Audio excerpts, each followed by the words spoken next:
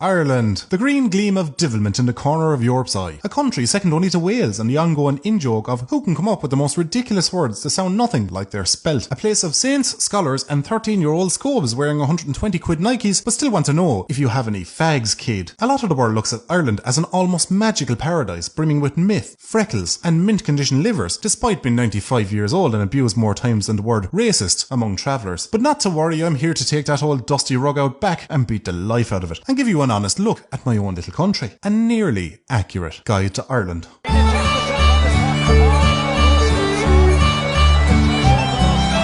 Many of the Irish are fond of sport, be it the intensity and gripping nature of sport or just an excuse to get a scatter of pints in. But there's one class of sport that rules above all others in Ireland, and that is hurling. Hurling, for those not familiar with the sport, can be loosely compared to ice hockey, only it's in a field with harder, heavier bats and a lot less protection. I say loosely because that's a lot like comparing a pillow fight to MMA. With the exception of the English, there's few things that can divide the nation quite like hurling. Due to county loyalty, family and friends, who often only live 5 miles away from each other, harbour grudges and argue with a ferociousness only matched by the water charges incident of 2015, wherein a government attempted to tax an already overtaxed population for something that is famously known to fall from the sky on a nearly hourly basis, which broke the country down into two main groups: those who refused to pay and those who were spineless sheep that became suspiciously quiet when it all eventually fell through. Yes, we still remember who you were, and yes, we do still talk about you behind your back. But coincidentally, hurling only actually exists because of the English, or more accurately, as a byproduct of the English. In the 1920s, while Ireland was locked in a battle with the English, and due to hostilities kicking off from the IRA, the English put together a team of heavily equipped soldiers, called the RIC, to quash the Irish rebellion. They became known as the Black and Tans, due to the colour of their mascara. Outmanned and outgunned by these World War I hardened and equipped team, the underfunded IRA R&D team was forced to develop a weapon that was cost effective, ideal for countering hand grenades, and looked a little bit like a gun in the dark. The weapon that they developed was the hurl, given this name due to its use for smacking or hurling hand grenades back at the English before running up and beating the shite out of them. A tradition I'm happy to say is alive and well in the sport today. Do you go to all the matches?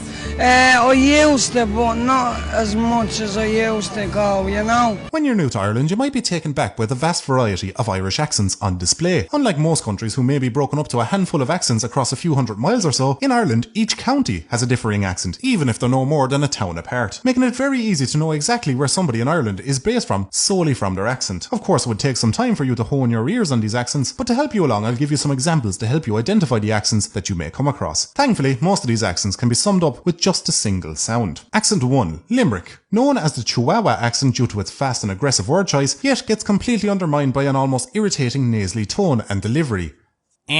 Accent 2. Cork. Known as the seal accent due to the drastic changes in pitch at the start and the end of a sentence, similar to that of an aroused seal. Oi. Accent 3. Dublin. Known as the death gargle accent, the Dublin accent is slower paced and is delivered as if it's causing the speaker some emotional pain, similar to the sound of somebody getting sick into a toilet. Don't forget to keep these tips in mind and you'll find the accent easier than a Tiptown teenager. He's fond of the drink, he's a devil for the drink, and he's a character, and that's it. So none of them are alcoholics? No!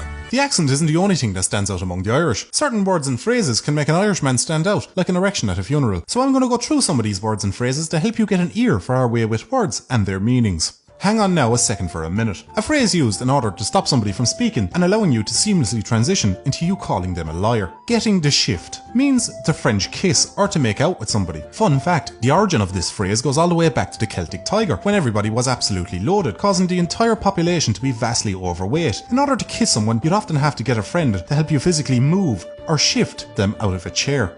Stop, often meaning tell me more or to acknowledge what somebody has just said. The mother. Meaning my mother. Fun fact about Irish mothers, they don't actually raise their kids. Irish mothers only actually perform one task throughout an Irish person's life, and that is to inform their children of who has died this week. Queer, meaning very or big, but can also mean weird, strange or odd. Not actually related to the slang term queer. Example, that queer has a queer Mickey that tasted queer. Happy out. The yolks have kicked in and I'm coming up like a f***ing bastard. The Jacks.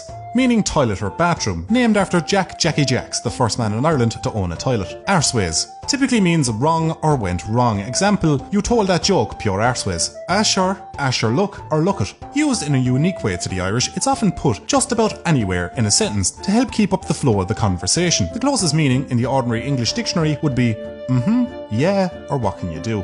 I will, yeah. I won't. Feck. More harsh than frick, less harsh than the piss, the sauce or the lash. Drinking. And finally, culchi, meaning anyone not currently addicted to heroin.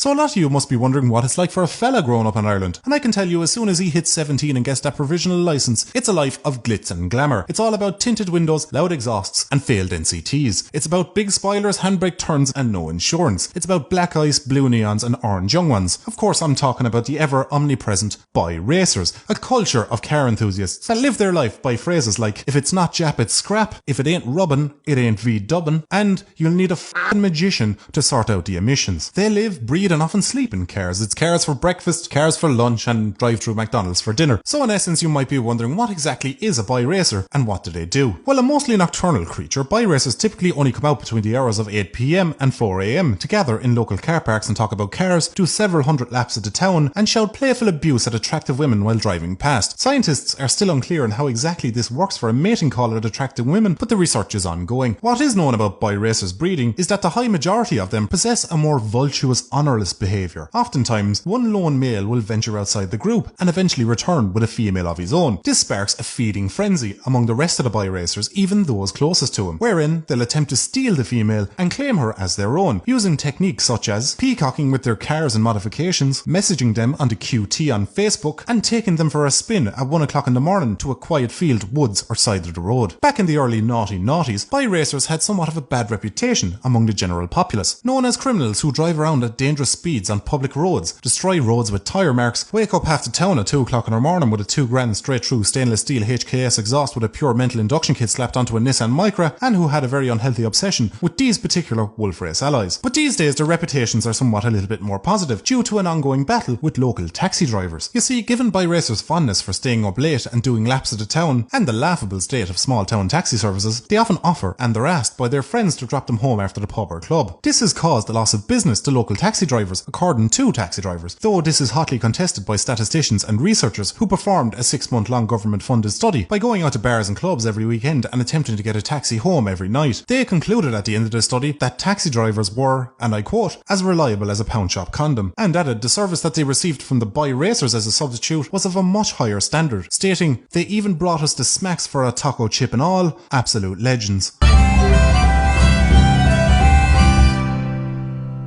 So that was the nearly accurate guide to Ireland. In the next Guide to Ireland video, we'll be taking a look at the 3 most romantic ways to drop the hand. Is it Lidl, Lidl or Lidl? And how a farmer in Wexford used baling twine to fix a broken heart. So don't forget to subscribe so you don't miss that. Thanks for watching, and I will catch you lads and ladies in the next one.